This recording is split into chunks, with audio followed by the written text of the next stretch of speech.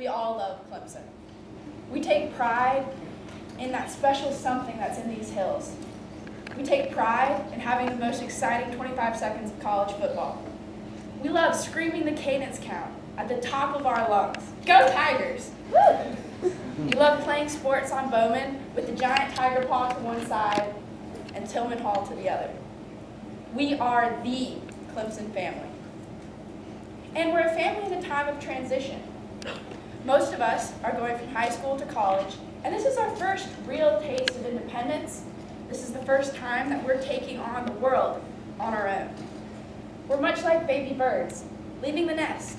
Some of us, we're going to learn how to fly. And then some of us, we're going to fall. We're going to fall to dark depths. Depths that we don't really understand. Depths that are stigmatized.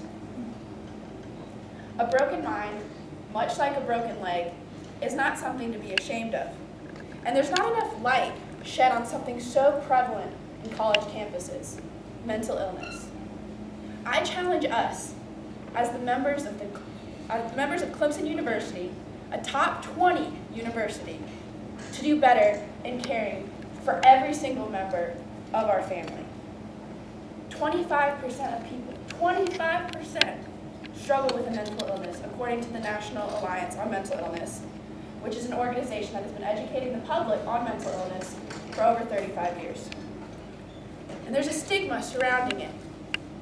Stigma is being ashamed to talk about something that's as human as breaking a bone.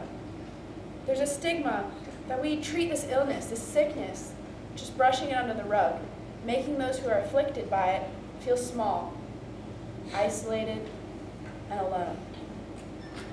And who am I to come up here and point fingers and say that we're doing something wrong? I'm in that 25%. This stigma that I talk about is my reality. I've spent a lot of time in counseling centers and with doctors, and I've done research specific to the speech, but it's my life.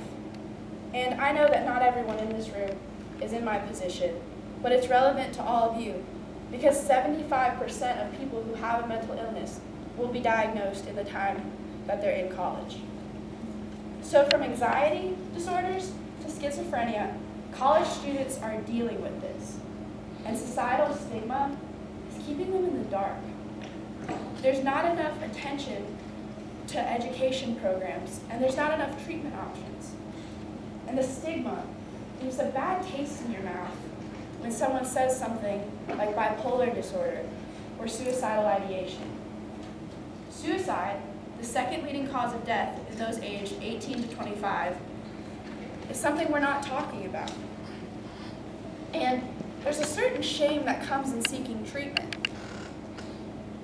A negative article was published in The Tiger, a newspaper here on campus earlier this semester. It talks about how CAPS is underfunded and understaffed, and how even if you're in a time of crisis, you're not going to get the help there. You're going to be waitlisted. You're going to be pushed off to the side. And you won't get that help that you so desperately desire. CU 1000 has a built-in course called Aspire. This course primarily has a focus on drug and alcohol use and misuse, but it does briefly touch on the warning signs of suicide. But in my experience, students don't really appreciate the information that is presented in this class. They're forced to be there. They don't really fully take in what's presented to them. Maybe this doesn't apply to you personally.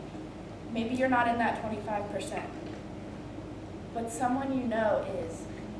Someone you know feels the stress of everyday life a little more harshly than you. Someone you know, getting out of bed in the morning is the biggest decision they'll make all day. Someone you know can't concentrate in class, and that's not just a difficulty, that's an impossibility. They need this. They need your help. They need you to take action. There's lots of problems with mental health care, and the root cause is the stigma surrounding it. We don't talk about it because we don't know about it. And we don't know about it because there's not enough resources to educate us and to treat those who are afflicted. But enough with the doom and gloom. There's a cliche light at the end of this cliche tunnel. Justin Hunt and Daniel Eisenberg, both medical doctors, performed a study in which they found that there is a trend for help-seeking behavior in those with a mental illness. That means if we can diagnose these people, we can perform that initial triage, they'll come back for help. They want to get better. We just need that resources for that initial meeting. CAPS has walk-in hours, and they offer face-to-face triages. And they also have the Care Network, which is an online resource which you can assess your own mental health standing. And if you're worried about someone who you think may be suffering from one of these issues, you can send your concern to someone in CAPS. We're a family, and a pretty large one at that. We need to join in initiatives like Suicide Awareness and Prevention Week. We can join clubs on campus, such as Active Minds, whose primary focus is the education and support for mental illnesses. Maybe instead of Aspire, we make a mandatory psychology course for mental and physical health. Maybe we should have publicized workshops on how to deal with anxiety and how to have different coping mechanisms to deal with something, but not just in a time of crisis. The more attention we can bring to these issues, the more funds, the more staff, the more awareness we can bring to CAPS. But perhaps the most potent way we can help is education. We can educate ourselves and learn about the programs that are in place, and we can learn how to improve upon them. And we can educate ourselves and pay attention to our own mental health standings and that of those around us. We can be supportive, and we can be non-judgmental.